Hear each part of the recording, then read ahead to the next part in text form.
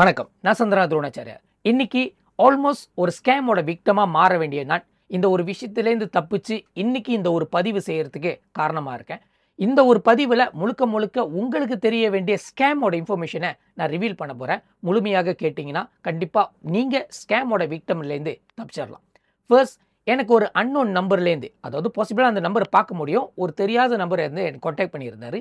என் பேரை கரெக்டாக சொல்கிறாரு, என் ஃபோன் நம்பர் கரெக்டாக சொல்கிறாரு, என் ஐசியை கரெக்டாக படிக்கிறாரு. அதுக்கப்புறம் அவரை இன்ட்ரடக்ஷன் பண்ணுறாரு. அவர் வந்து டிஎன்பியோட ஹெச்கியூவில் வேலை செய்கிற ஒரு பகாவாயின்னு அவரோட ஐடி நம்பர்லாம் கொடுக்குறாரு. அதுக்கப்புறம் அவன் என்கிட்ட கேட்குறாருன்னா, நீங்கள் இந்த பஹாங், அதாவது குவாந்தானில் உங்கள் வீட்டில் வந்து எலக்ட்ரிக்கல் வந்து சூரி பண்ணியிருக்கீங்க, அதாவது திருட்டுத்தனமாக கன்வெர்ட் பண்ணி எலக்ட்ரிக் பாய்ச்சிருக்கீங்க, உங்கள் மேலே கேஸ் இருக்குது அப்படின்னு சொல்கிறாங்க. அப்போ நான் சொன்னேன், நான் வந்து கிடா ஆள், எனக்கு வந்து குவாந்தானில் வீடு இல்லை, நான் சேவா வீட்டில் கூட தங்கினதில்லை, இது வரைக்கும் எனக்கு எந்த ஒரு சொத்தும் குவாந்தானில் இருந்ததில்லை, அதனால் இது வந்து ராங்கான இன்ஃபர்மேஷன் அப்படின்னு சொல்ல. அப்போ அவர் எடுத்து என்ன சொல்கிறாருன்னா, ஐயோ ராங்கா, எப்படி உங்கள் ஐசி வச்சு ஒருத்தர் ஒரு டிஎன்பிக்கு போய்ட்டு ஒரு அக்கௌண்ட் திறந்து அந்த அக்கௌண்ட்டில் வந்து உங்கள் வீட்டில் கரண்ட் வந்திருக்கு, பிறகு அந்த கரண்டை வந்து மிஸ்யூஸ் பண்ணியிருக்காங்க, அதாவது கரண்ட் வெட்டி கரண்ட் சூரி பண்ணி பார்க்குற மாரி இருக்குது, இது எப்படி நடந்திருக்கும், உங்கள் ஐசி தானே, திருப்பி படிங்கன்னு அப்படின்னு சொல்கிறாரு. அதெல்லாம் டீட்டெயில் படித்த பிறகு எனக்கு ஒரு கன்ஃபியூஷன் ஆயிடுச்சு. அதாவது நம்ம தான் பேங்க் லோனுக்கோ பர்சனல் லோனுக்கோ இல்லை மோட்டோ வாங்குறதுக்கோ காடி வாங்குறதுக்கோ சில விஷயத்துக்கெலாம் நம்மளோட ஐசியை வந்து நம்ம கொடுக்குற பழக்கம் உண்டு. அந்த ஐசி கொடுக்கும்போது நம்ம போட்டோ சேவ் பண்ண கேட்டால் நம்ம கிராஸ் அண்ட் கான்ஃபிடென்ஷியல் எதுக்கு என்னத்துக்குன்னு நம்ம கிராஸ் பண்ண மாட்டோம். ஸோ இந்த டாட்டா தான் லீக் ஆகிருச்சோன்னு எனக்கு ஒரு பயம் வந்துருச்சு.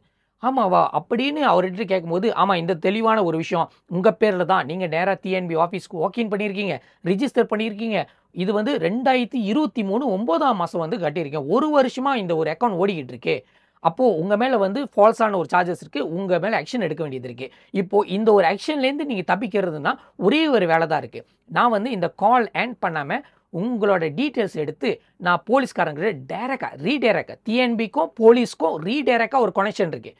அதாவது ஹெச்கியூ ஃப்ரம் டிஎன்பி ஹெச்கியூ அங்கேருந்து டைரக்ட் குவாந்தான் போலீஸ் ஆஃபீஸ்க்கு வந்து அனுப்பிடுவாங்க காலை.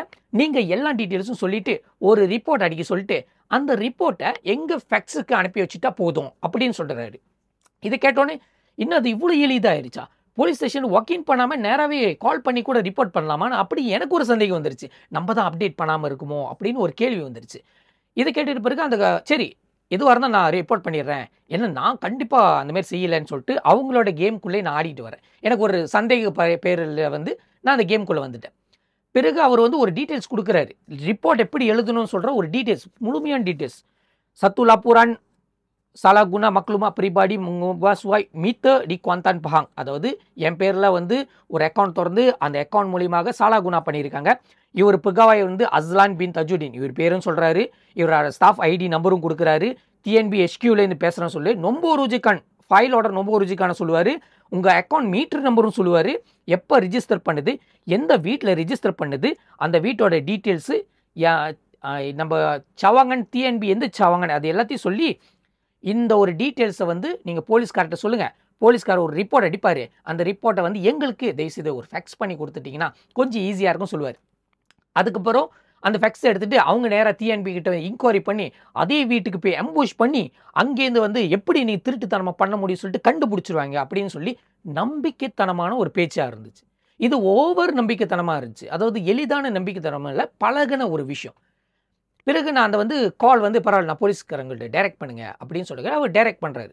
டைரக்ட் பண்ணோடனே அந்த பர்சன் இப்போ போலீஸ் ஸ்டேஷன் எடுக்கும்போது பாலாய் போலீஸ் குவாந்தான், பாலாய் போலீஸ் சுங்கப்தனி இப்படின்னு சொல்லுவாங்க, இவர் கிடையாது. இவர் டைரக்டாக எடுத்துகிட்டு யார் பேசுகிறது அப்போ நான் சொல்கிறேன் இந்தமாதிரி தெளிவான்னு சொல்லிட்டு இருக்கேன். அதுக்கப்புறம் தான் அவர் கேட்குறாரு, உங்கள் பேர் என்னது, நீங்கள் எங்கேருந்து அடிக்கிறீங்க.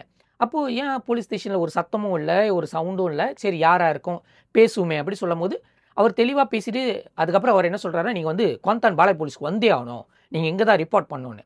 அப்படின்னா சரி எனக்கு வேறு வழி இல்லை, எதனால தான் இந்த கால் மூலிமா பண்ண முடியுமா அப்படின்னு கேட்க. அப்போ அவர் என்ன சொன்னார்னா, கால் மூலிமா பண்ண முடியும், ஆனால் நம்ம கால் வந்து ரெக்கார்டட் தான் பண்ண போகிறோம், அதாவது நீங்கள் பேசுகிறத நம்ம ரெக்கார்ட் பண்ணுவோம், அந்த ரெக்கார்ட் பண்ணுற ஒரு விஷயத்தை நாங்கள் வந்து அடுவானா எடுத்துக்குவோம், இதில் வந்து சவுண்ட் எதுவுமே கேட்கக்கூடாது, பிள்ளைங்க சத்தம் எதுவும் கேட்கக்கூடாது, ஃபோன் பாதிலே நிற்கக்கூடாது, ஃபோன் பவர் பேங்க் வந்து சார்ஜர்லேயே இருக்கணும், 50% மேலுக்கு இருக்கணும். அதுக்கப்புறம் நீங்கள் சடனாக கால் வரும்போது துண்டிக்கப்பட்டதுன்னா உங்கள் மேலே வந்து ஒரு 3000 ரிங்கேட் வரைக்கும் சாமான் வெளியாக்கப்படும் அப்படின்னு சொல்கிறாரு. சரி நம்ம தான் ஸ்டூடியோவில் இருக்குமே, அப்போது அந்த கால் வந்து ஸ்டூடியோவில் எடுத்துக்கிட்டா சத்தமே இருக்காதுன்னு சொல்லிட்டு, ஓகே நான் ரெடி ஆகிட்டேன், நீங்கள் சொல்லுங்கள் அடுவான் எடுக்க போகிறேன். சரி இப்போது நீங்கள் இந்த நம்பர்லேருந்து பேசுகிறீங்க, இது வந்து நிறைய பேர் கால் வருவாங்க, ஸோ இந்த நம்பர் வேணாம், நான் வந்து ஒரு நம்பர் கொடுக்குறேன், அதுலேருந்து அடிங்க. அந்த நம்பர் வெரிஃபை பண்ணுறதுக்கு நீங்கள் என்ன செய்யணும்னா பஹாங் பிடிஆர்எம்னு போய் தட்டுங்க. அப்போது கூகுளில் போய் தட்டுறேன், பஹாங் பிடிஆர்எம் தட்டின கேட்ட ஒரு நம்பர் காட்டுது, காசோ 9 இன்னமும் காட்டுது. ஓகே இந்த நம்பர்லேருந்து நான் உங்களுக்கு கால் பண்ணுவேன். அப்போது என்ன அர்த்தம், நான் தான் உங்களுக்கு கால் பண்ணுறேன்னு அர்த்தம். இந்த நம்பரை வந்து கரெக்டாக பார்த்துக்குங்கன்னு. ஆனால் அதுக்கு அடிஷ்னலாக ஒன்று சொன்னார் பாருங்க, அதுதான் ஸ்கேம்னு கண்டுபிடிக்கப்படுது. முழுமையாக ஸ்கேம் சொல்ல முடியும். என்னென்னா இந்த காசம் 9 இந்த பின்னாடி இருக்கிற நம்பருக்கு முன்னாடி பார்த்தீங்கன்னா 27 12 அப்படின்னு ஒரு கச்சா முச்சா நம்பர் வந்துச்சுன்னா, அதுக்கப்புறம் பின்னாடி இந்த நம்பர் வச்சா அது நான் தான், நீங்கள் எடுங்கன்னு அப்படி சொல்கிறாரு. ஏன் எடுக்கணும்னா அந்த நம்பர் தான் இப்போதைக்கு ஸ்கேம் நம்பர். ஸ்கேம் நம்பர் எப்படின்னா இன்டர்நெட் கால் மூலியமாக ஒரே நம்பர் உங்கள் நம்பர் மாரியே வச்சு முன்னுக்கு, இப்போ உங்கள் நம்பர் நினச்சிக்குமே காசம் 1 2 3 4 5 6 7 8, அப்போ காசம் 1 2 3 4 5 6 7 8 யார் கால் பண்ணாலும் உங்களுக்கு வந்து சேரும். ஆனால் இவர் வந்து என்ன செய்கிறாருன்னா அதை ரீடைரக்ட் பண்ணுற மாரி முன்னுக்கு 12 காசம் 1 2 3 4 5 6 7 8 இல்லாட்டி 27 காசம் 1 2 3 4 5 6 7 8 இப்படின்னு போட்டுறாரு. அப்போ உங்களோட நம்பர் தான், ஆனால் அட்டென்ட் பண்ண போகிறது என்கேஜ் பண்ண போகிறது அந்த பர்சன். ஸோ அதேமாரி பாலாய் போலீஸோட பிடிஆர்எம் பாலாய் போலீஸோட நம்பரே ஸ்கேமர் வந்து தன் நம்பராக யூஸ் பண்ணி அந்த ஆடியன்ஸை அப்படி இழுத்துட்டு வராரு. அப்போ நம்ம அங்கே போனோடனே என்ன நடக்கும்னு தெரியல, பட் நான் அதுக்கப்புறம் கால் எடுக்கல. காரணம் என்னென்னா இந்த நம்பர் வெரிஃபை பண்ணுறதுக்காக அந்த நம்பர் கால் பண்ண நம்பர் வந்து கட் பண்ணிவிட்டு நான் டைரெக்டாக அந்த ஒரிஜினல் பஹாங் பிடிஆர்எம்மோட கால் நம்பருக்கு வந்து பாலாய் போலீஸ்க்கு அடித்தேன்.